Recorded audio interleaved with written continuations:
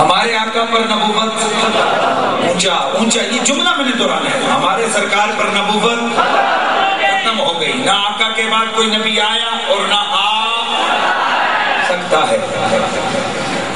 البتہ میرے آقا کی نبوت کا فیضان صبح قیامت تک جاری ہے۔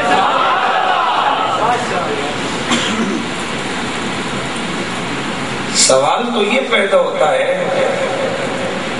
کہ نبی کے آنے کا مقصد ہوتا ہے کہ لوگوں کی رہنمائی اور ہدایت،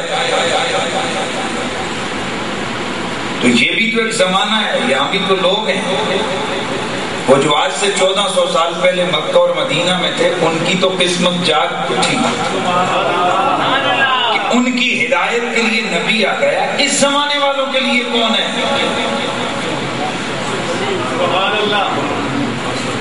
بڑا عام سوال کیے میں نے، یہ سوال ہے ایک ایسے گندے ٹولے کی طرف سے کہ جو میرے نبی کی ختم نبوت کا انکار کرتے ہیں، جن کو آپ مرزائی اور قادیانی کہتے ہیں، جن کو کافر کہنا قانونی بات ہے۔ بات سمجھ آئیے کہ نہیں آ رہی؟ آپ شیعہ کو کافر کہیں گے وہ غیر قانونی، میں غیر مذہبی بات نہیں کر رہا، غیر قانونی بات، کسی اور مسلک کا نام لے کر کہیں گے وہ کافر ہے تو یہ ہمارے آئین کے خلاف ہے۔ اور جب آپ کہتے ہیں کہ پاکستان زندہ باد تو یہ آئینی بات ہے، جب آپ کہتے ہیں ہم ایشین ہیں تو یہ آئینی بات ہے، جب آپ کہتے ہیں پاکستان کے 4 صوبے ہیں تو یہ آئینی بات ہے، جب آپ کہتے ہیں کہ مرڈر کیس کا دفعہ 302 ہے تو یہ آئینی بات ہے، جب آپ کہتے ہیں کہ ملک کے اندر جو سپریم لا ہے اور قرآن و سنت ہے تو یہ آئینی بات ہے۔ تو اسی طرح مرزائی کافر ہے، مرزائی مرتد ہے، قادیانی کافر ہے، یہ غیر قانونی نہیں، یہ قانونی بات ہے۔ یہ ہماری پارلیمنٹ سے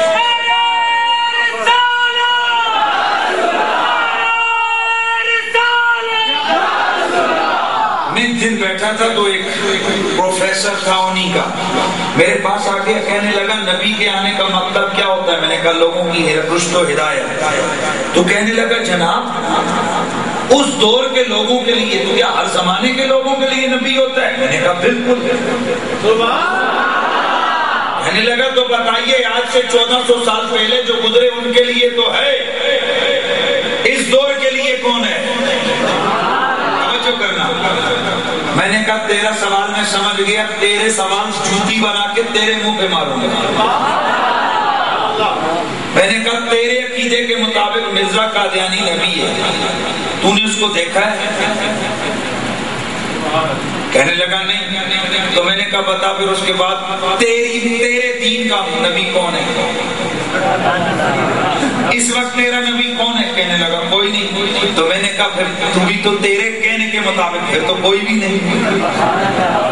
نہیں سمجھ آئی آپ؟ اس کا ناطقہ بند ہو گیا۔ میں نے اس کو پھر سمجھایا، میں نے کہا سن، نبی وہ ہے کہ جسے اللہ تبارک و تعالی ایک میسج کے ساتھ بھیجتا ہے۔ کس کے ساتھ بھیجتا ہے؟ تو نبی کے آنے کا مقصد یہ ہے کہ وہ اس خدائی میسج کو مخلوق تک پہنچا دے، اور یہ کوئی ضروری نہیں کہ وہ میسج ہر بندہ نبی کی زبان سے سنے، میسج پہنچنا چاہیے اور میسج کامل ہونا چاہیے۔ تو سن، سادہ انبیاء جو میسج لے کر آتے رہے وہ کئی 100 سال چلتا رہا، لیکن چونکہ ان کا دین مکمل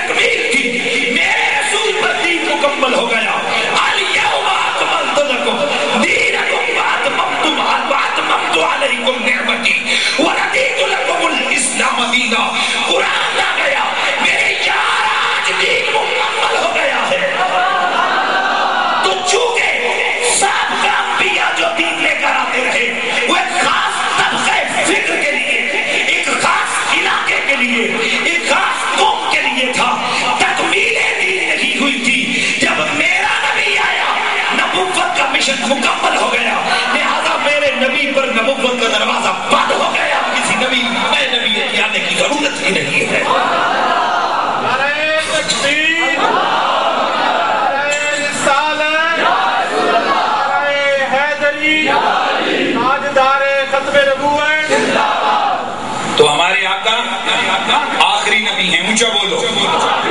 ہمارے آقا آخری نبی ہیں. نہ آپ کے بعد کوئی ذلی طور پر نہ بلی طور پر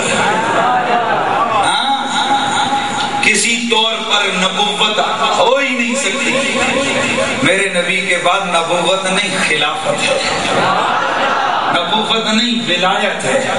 اور اس ولایت کا فیضان بھی میرے رسول کی اس نبوت کا فیضان ہے. اور یہی فیضان صبح قیامت اور جاری جاری ہے.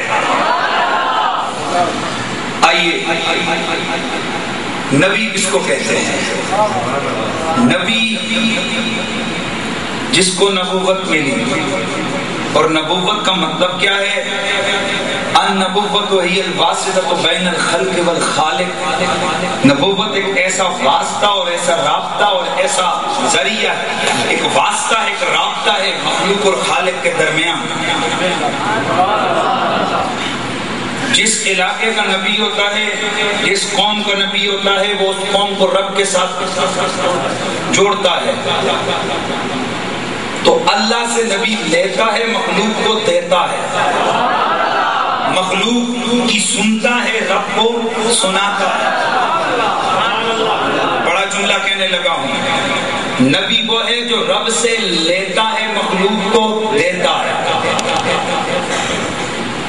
لہذا اگر نبوت کا معنی یہ ہو کہ فیضان رساں, فیضان کلیکٹ کر کے مخلوق کو دینا اور مخلوق کی زاریاں اور عاجزیاں سن کے رب تک پہنچانا, جب یہ نبوت کا مشن ہے تو پھر ماننا پڑے گا جسے یہ مشن دیا گیا ہو وہ کبھی مرے نہ ہو,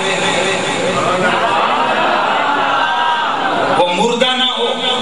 اس لیے کہ اگر وہ مر گیا تو پھر تو انقطاع فیض ہو گیا, پھر تو اس کا مشن ختم ہو گیا. لہذا سن لو, ختم نبوت کے منکروں کے لیے سب سے بنیادی سیڑھی نبی کی موت کا عقیدہ ہے. اور نبوت کے ختم نبوت کا عقیدہ رکھنے والوں کے لیے بنیادی چیز رسول اللہ کی حیات کا عقیدہ ہے.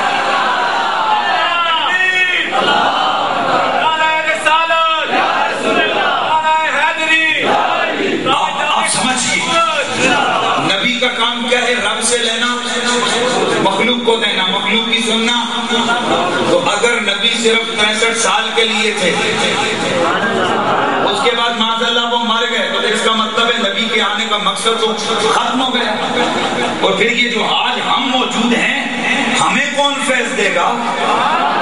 ہماری ساری کون سن کے رب تک پہنچائے گا؟ رب سے لے کر ہمیں کون دے گا؟ یہی بنیادی عقیدہ ہے کہ اللہ تعالیٰ نے اپنے نبیوں کو زندگی دی ہے, اپنے نبیوں کو شعور دیا ہے, اپنے نبیوں کو ادراک دیا ہے.